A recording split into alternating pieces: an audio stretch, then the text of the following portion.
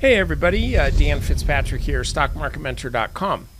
And I was going to actually do a video on a few other stocks that I'm looking at, such as like Boeing, starting to look pretty good. Nobody cares about that, that's for sure. Look at BioNTech, which we took a position in today. I was going to look at that, and I guess I'm looking at it now.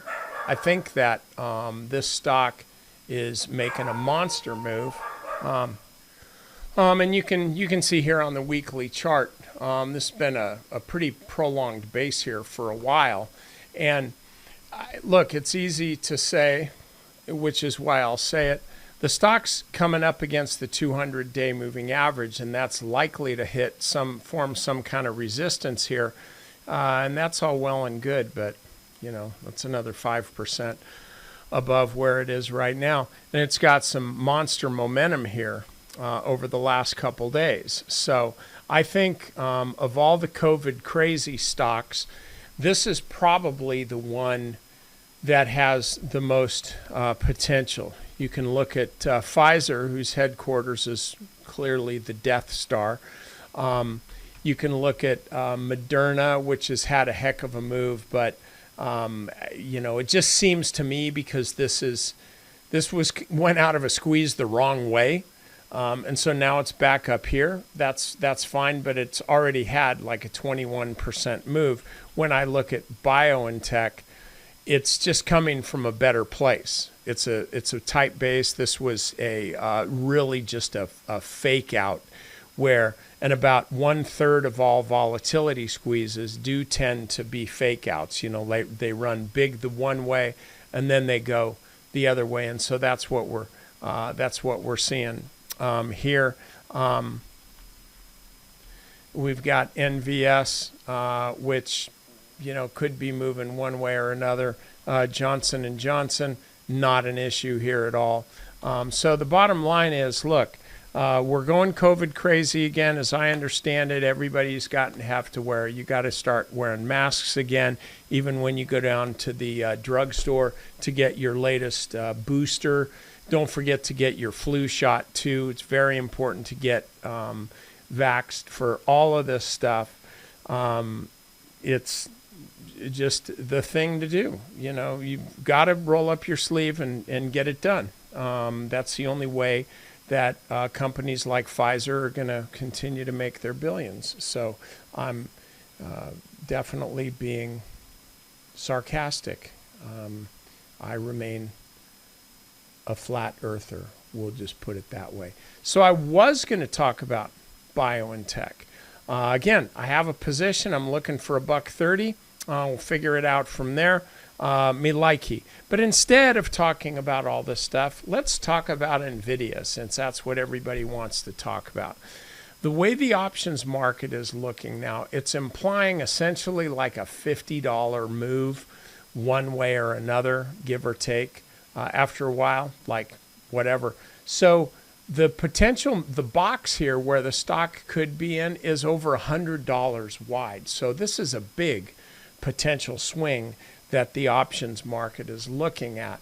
I don't look at today as anything other than just kind of some repositioning. Everybody got all lathered up yesterday.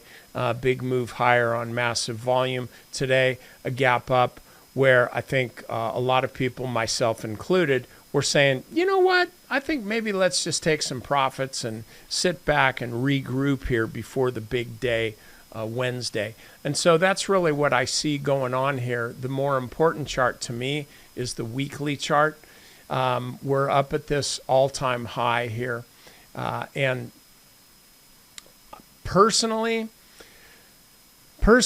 I think the stock is set for a fall. A big fall? I don't think so. But just as a function of how much it's gone, I think that the stock is set for a fall. However, and this is important, and you can say, oh, well, Dan, you're copping out. No, I'm just telling you the damn truth here. What I don't know is if the stock is going to fall from 500 or 510 because everybody gets all amped up because the numbers were so awesome. And so then the stock gaps up and then it falls. But I seriously doubt that in the case of an upside move, I seriously doubt that the stock is going to give you a gap and run to where it just gaps up. And this thing, look, this thing could easily gap up to $500. Now we still have another trading day left, so all of this is subject to change over the next 24 hours. But we could see the stock gap up and then keep going. But how much farther would it go before traders just started rotating out of the position simply as a function of it's time to take profits? So anyway, I am staying away from NVDA right now. I'm considering putting on a volatility compression type trade where I sell a far out of the money bear call spread and a far out of the money bull put spread. But I'm not going to say anything now because I got to wait and see how things shape up tomorrow afternoon. My suggestion to you from a stock trading standpoint is, why gamble? Why not just, if you've got a big, huge profit in the stock, then go ahead and keep it and you're fine. The stock could go down to 400. And if that's okay with you, then you're good. But if that would be a problem for you, then go ahead and take some off the table. Take it all, take half, do something or other. But as far as getting in there and gambling, that's really what it is. And I have seen a lot of traders go bust from taking a big gamble. Oh, I know, I got a feeling about this. I got a feeling about this. Well, you don't get paid to have feelings. You need to be focusing on risk management, and the risk after this kind of move higher, the risk of going into earnings with a big position is, I think, very high relative to the reward that you can get. The reward could be substantial, but I just think it's a bit too risky for you to be doing that. So anyway, that's all I got for you. I'll see you guys next time. Get your jab.